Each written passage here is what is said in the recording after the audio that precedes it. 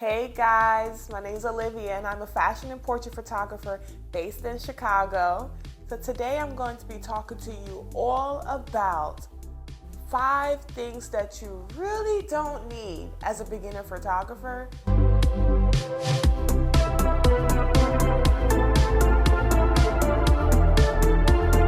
So it's not more so that these tools are not helpful to have in the studio. It's just about prioritizing what should be bought first in the studio before you get these items. So the very first one that I'm going to be talking to you about is the white balance card.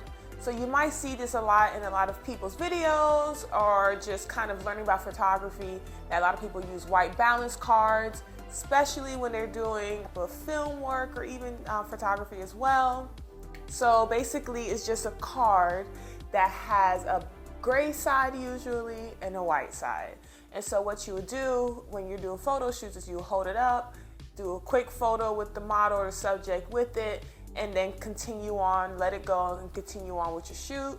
So you can set your white balance custom in the camera most times for most cameras, or you can do it post-processing with that photo with the card selected, and then your photo will be balanced. I really don't think it's necessary as a beginner photographer because I really think it's important to kind of develop your eye. Is an image too warm? Is it too cold? Is it neutral? Kind of where are we? And honestly, when it comes to your storytelling, you might want an image that's more warmer, or an image that's more cooler, or an image that's kind of in the middle, the sweet spot. So it's really important to figure out what story you're trying to tell. And that's honestly going to be the overarching theme for almost all of my videos. Is you can hear all these great tips from photographers as myself and etc. But the thing is, what are you trying to show to the audience? And honestly, some cheaper alternatives to using a white balance card is you can get a white sheet of paper and do the same thing. Of course, a white balance card might be a little bit more spot on, but this will pretty much get you into the ballpark if you really want that extra step in your studio to kind of help with balancing your work. And you can even use the auto white balance feature in your camera, and it's pretty good to me. I use manual mode when I shoot, which I recommend everybody start as a beginner photographer, especially if you're going to get into the studio. So the next thing that I highly recommend people don't really waste their time investing in right now. Of course, like I said, all these tools can be used. It's helpful, but it's not necessary. So my second one is a light meter. So with the light meter, this kind of helps determine the strength of your light, how much light you should use to stay equally exposed in terms of your highlights and your shadows, and just making like a nice evenly exposed image. However, I don't even think it's necessary because once again, I think it helps develop that eye in the studio to kind of figure out how much light do I really need just by looking at my image and looking at the story that I'm trying to portray. And if I know the basics of lighting, I know how much to go up or down in my metering in terms of my values on my camera, in terms of my f-stop, my shutter speed, my ISOs. It's important to train your eye before utilizing these tools to cut down on your prep time when it comes to photo shoots. So I like, once again, this tool will be really great once you're ripping and running, you're out of the beginner photographer kind of sector of learning, and you can utilize this to just become more efficient. But I think when it's time for you to actually gain some skills in the studio, I think a light meter just really isn't necessary. The third thing that I don't think you really need to spend money on right now as a beginner photographer is a studio. So a lot of times when you go on Peerspace or you're on Instagram, you'll see photographers using these big studios with cyc walls and these amazing props there, and it's real flashy. And it's a great option to have a professional studio to kind of have everything that you need. It's really important for you to hone onto your skills and get as much practice as possible. And I feel like with home studios, it allows you to play around at any time of the day. Home studios just make things more efficient when it comes to learning.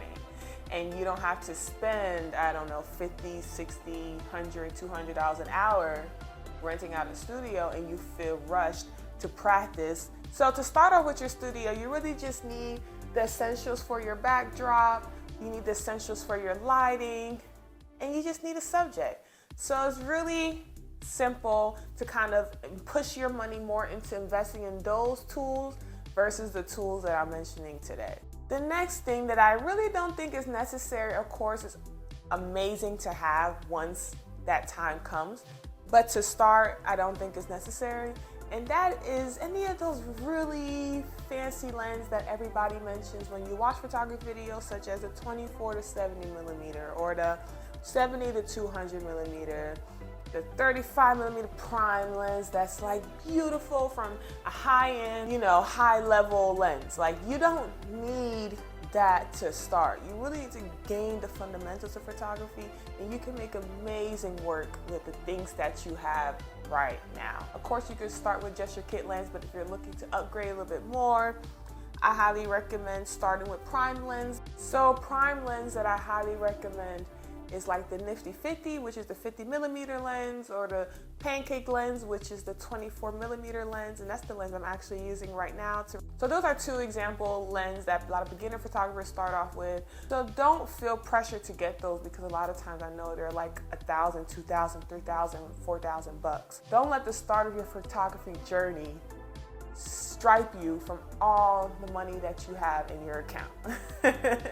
Just don't let it do it. You can make beautiful work with simple tools.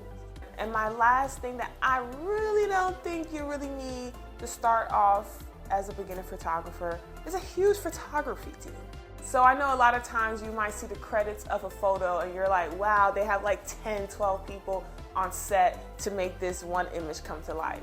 So like I said earlier, it's not that these things are not helpful, it's just not needed to start. So honestly, if you could find a friend that does good in makeup, you're honestly set to start. Or you can even ask the model to come makeup ready, or you can grab a friend that you know dresses really well, see if they can help put the vision to life. Make it work. This journey is all about being flexible, agile, and just willing to just be creative. This is the journey that's going to get you to the next journey. So have fun, get creative. Definitely click this video right here as well if you want to see how I grow my photography teams, no matter what kind of shoot I'm needing, whether it's a brand shoot or a test shoot or everything in between. I tend to work with teams, so definitely check out this video if you want to see how you can create your own team. Thank you for watching, and I hope that you enjoyed this video. Don't forget to click some of my next videos and like, comment, and subscribe, and I'll see you in the next one. Bye, guys.